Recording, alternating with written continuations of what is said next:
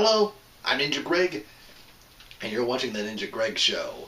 And this is my review of Miracles from Heaven.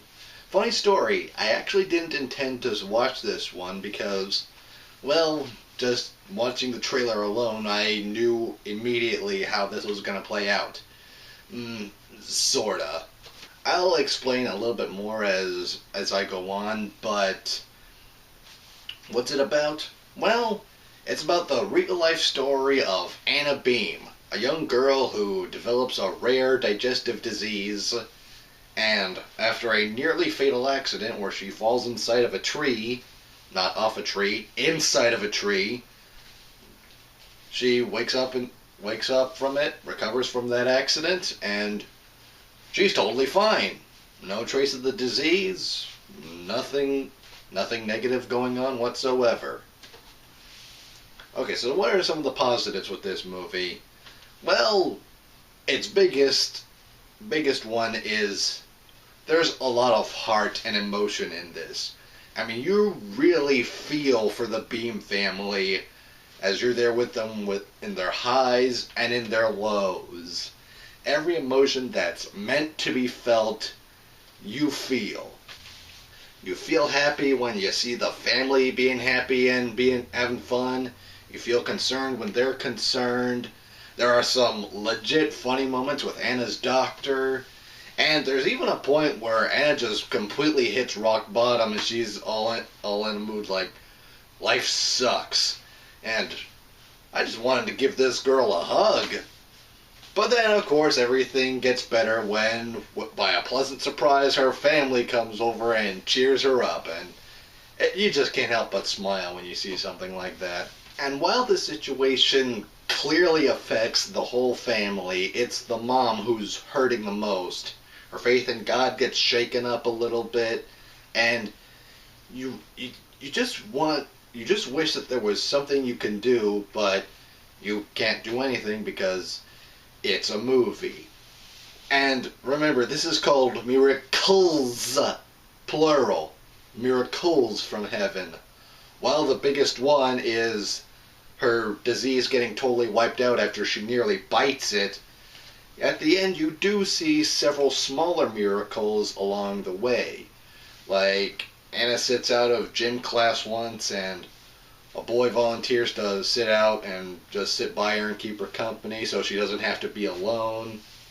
And Queen Latifah plays a waitress who takes time off of work just to spend time with them, spend time with Anna and her mom, show them a good time. And you see, okay, Anna gets treatment from this doctor in Boston who's in really high demand, so much so that they're put on this long waiting list, and the mom pleads with the nurse to see the doctor right away, and she says there's nothing she can do, and she really needs to follow the rules because she needs this job and she doesn't want to risk getting fired. So they leave kind of dejected, but then they reveal that the nurse kind of went to see the doctor directly and begged him to move this family up on the list. And then later on with the scene I mentioned earlier where Anna gets a surprise visit from her family, her dad and her other sisters, they're at the airport and Dad's trying to pay with his credit cards, which are all declined, but the guy behind the ticket counter pretends he has computer problems and just processes the credit cards manually. So, yeah. It's not just the one big miracle, it's a series of small miracles that lead up to the big miracle, and I really like how it shows that the best humanity is capable of. As good as this movie is, it does have some flaws, but not much. Its biggest one, and really its only one, is that it's predictable. Like I said, if you've seen the trailers, you know exactly what's going to happen, and there's no tension. You know Anna's going to make it through okay because you've already seen it in the trailers.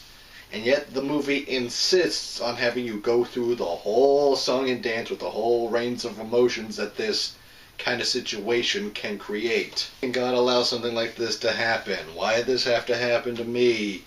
God, I need you if you really are there and if you're really listening.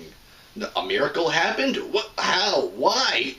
That's not scientifically possible. Yet, as a Christian, I should know that God does create miracles, and I'm still having a hard time believing this, even though I know that miracles that can and do happen. Ugh, it's so tiring. And of course, because this kind of movie needs them, there are the skeptics. And worst of all, they are people who attend the same church the Beam family do, and rather untactfully, they approach the mom and try to pin the reason for her daughter's condition on her for some sin she committed, or they basically come out and say it's her fault. And I just wanted to walk right up to the screen and reach through the television and smack these people and say, hey, this woman's already going through a tough enough time without needing you to make it worse. Show some respect, for goodness sakes, you good Christian people.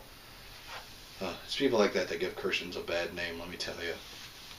Now, it's based on a real life story, so it's not my life, so I didn't live it. I can't say for sure whether these people actually did exist, or whether it was just added into the movie for the sake of drama, but